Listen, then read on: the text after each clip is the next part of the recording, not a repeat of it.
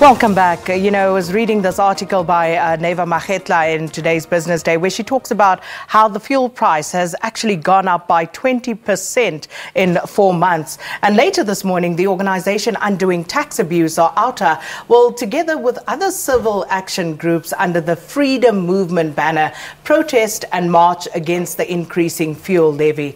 Now, the group is calling for a reduction of R1 in the general fuel levy and an independent inquiry into the Road Accident Fund, or RAF. Wayne Duvenage, who is OUTA's Chief Executive Officer, joins us now to tell us more about this. Wayne, welcome. Good to see you again. Nice to be with you today. So let's just start with this movement, Freedom Movement Collective. Tell us more about them. Well, it was formed last year sometime, and it's just a collection of civil action movements. There was Labour, part of it, political parties, and it was formed initially to drive the whole Zuma must fall campaign. There were a number of those at the time, and it was just a coordinated effort. It continues very sporadically from time to time on matters like this, and we decided to get together and do something about these high fuel prices. So what can we realistically do? I mean, I think it's common cause that there is a huge outcry, and in general, people are suffering as a result of these increases. But what can we realistically do about it? Well, what we can do is put government under pressure to play its part in this matter. Now, if we look at the fuel levy and the Road Accident Fund and how that's increased over the last decade, you start to see the picture. And effectively or indirectly, we are fueling corruption. We have been feeding corruption through the fuel levy. And if you just go and have a look at about 2014 to 2015, the fuel price dropped from just over R8.06. I'm talking about the basic fuel price element, which is one of the elements that feeds into the total fuel price, to about R5.86. And in that drop, government seized the opportunity to load the fuel levies in the Road Accident Fund. And if you look at how those levies have increased from 2007 or 2008, for the first 6 years, there was an average increase of about 25 cents combined in those levies. The last 4 years, that average increase has nearly doubled to 46 cents. And most of that in the fuel levy is not ring-fenced. It goes into government's coffers. And we've been feeding the corruption trap, the maladministration and the wasteful expenditure of government. And what we're saying now is it's time to look at what you've done in the past and reduce that fuel levy. You know, protest action and calls like this is just one of the arrows in the quiver of civil society to put government under pressure. Remember that in February, the government is going to look at the fuel levy and the Road Accident Fund again. They have to heed these calls by society.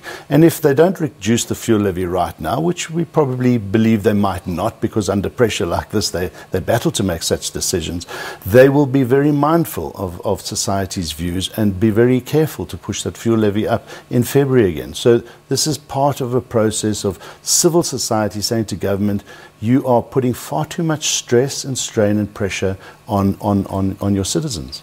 So with regard to the ring fencing element of it, as far as the Road Accident Fund goes, that amount is ring fenced for them. But what is your consternation with that? Well, the Road Accident Fund, as you know, that has increased substantively from just under 45 cents 10 years ago to nearly R2 now. We see maladministration in the Road Accident Fund. We have seen questionable conduct in their spending. There is a serious concern around potential corruption that is taking place in the Road Accident Fund, and what we're calling for government to do is to ensure that there's an independent inquiry as to what is going on there, because that, we believe, is basically a plunder pot for government. So who do you believe should be addressing what is happening here, all your concerns of maladministration, malfeasance and the like?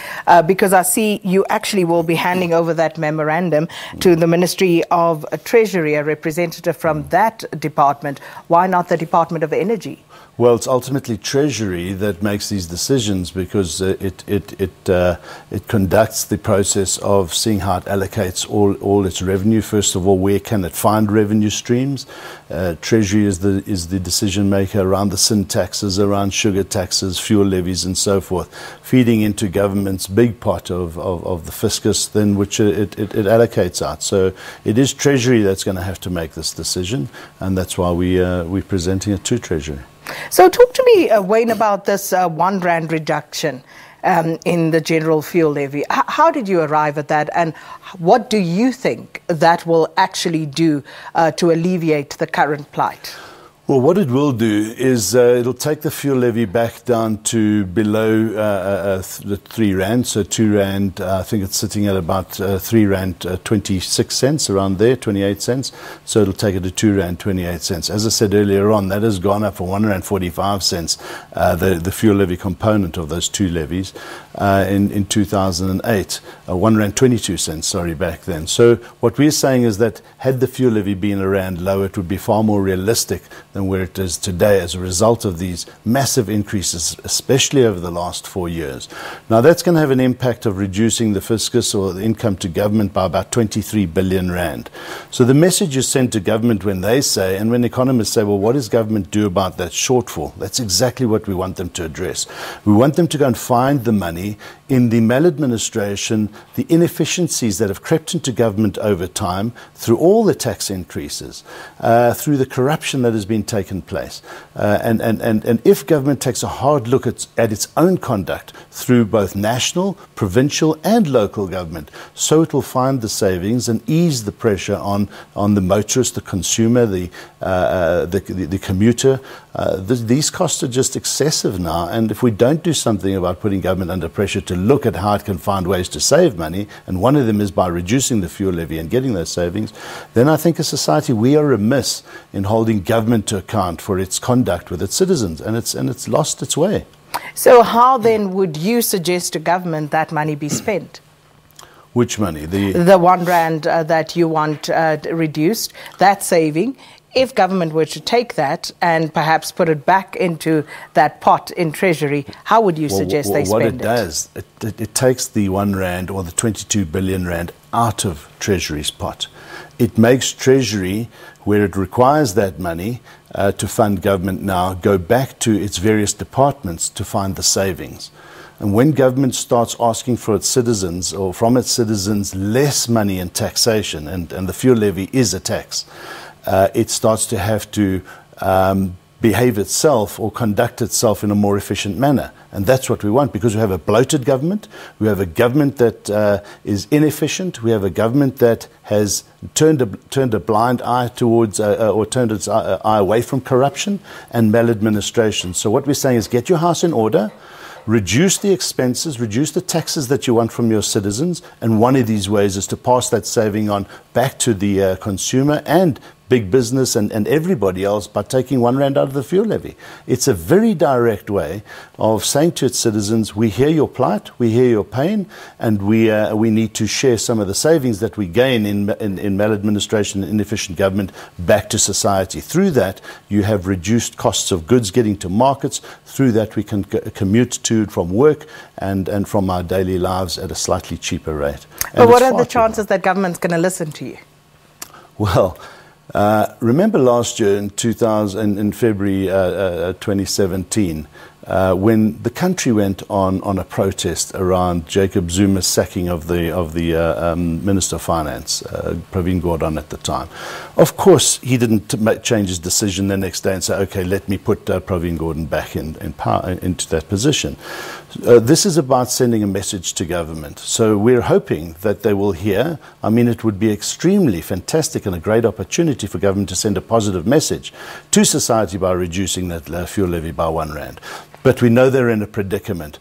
What we do know is that they will take heed of this call and be very, very cautious as to how they apply increases to the fuel levy going forward. And I want to talk also just briefly about, perhaps looking at other ways in which this particular petrol price can be controlled, maybe brought down. But let's just take a quick look at some of our viewer comments. And we asked them to tweet and to tell us what their views were about this particular matter today. So let's take a look at what they had to say in some of these tweets.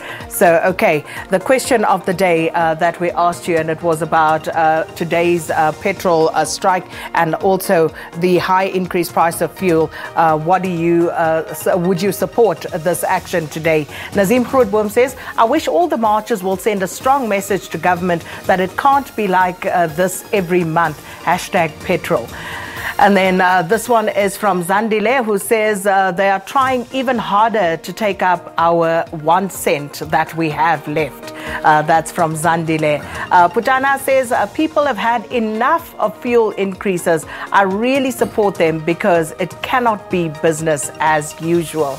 And this one is from Lubuyo, who says it goes up or down, Guyafana. We need it either way. A strike won't help. Why aren't they striking for bread prices to be reduced? So some of the comments there. Yeah, look, I think there's general support for this, and you must also understand that this is not labor strikes. This is civil society. This is middle class. These are motorists that are standing up now. It's very rare. It's very uncommon to see that sector of society taking a stand. So, and they don't do it very often. So I think this is about sending a clear message to government that they've pushed the envelope too far, and certainly on the fuel levies. They are pushing the taxpayer to the edge now, and this is part of a culmination of all taxes. When the taxman now starts to consider increasing taxes next year, what is the taxman going to do? It's going to have to be very cautious, because it's actually it's starting to do damage to the economy. Just by pushing taxes up, you start to reduce the ability for business, for individuals to invest, to save, and that has other ramifications on society. So the message that government now has to do is look introspectively at its own departments, at its bloatedness, at its spending, at its behavior, its corruption. And it's going to have to start doing something about that. So this is just one element within the greater scheme of dealing with government's insatiable desire to continue to lean on the taxman, on the taxpayer and on the citizen to bail itself out. We cannot do that anymore. And that's why this march is very important, and that's why the message that we're sending to government by asking them to reduce the fuel levy is very important. And we don't have much time, but with regard to the external factors that impact on the fuel price, what is your stance on that? Well, externally, if we get the economy right, in other words, if we get investment right, the weak rand is a big element in pushing up fuel prices. So, again, if government starts to conduct itself in a manner that serves the people in the best interests of the people, and you start to create jobs, you start to attract investment into this country, the rand will strengthen and the fuel price will go down again. And so we have this positive, uplifting spiral of prosperity for a nation. Yes, I think we've got to send a broader message to government that this is not just about the fuel levy. This is about the strength of the rand. This is about the strength of the economy. And if government gets that right, well, then we'll really be on a winning wicket. Just a final one, as one of the tweets said there, and you also mentioned, this is very much, perhaps projected at a middle class level. Any chance of going at things like the bread price, yes, protesting against that? Because the prices of illuminating paraffin, for example, that affects the poorest of the poor. Absolutely. I think the fuel levy, all taxes, VAT increase affects the poorest of the poor. This is one element in the in the era of the whole quiver around civil society. Remember, our role is to challenge government on maladministration and misuse and abuse of taxpayers' money, and that's where this fuel levy comes in.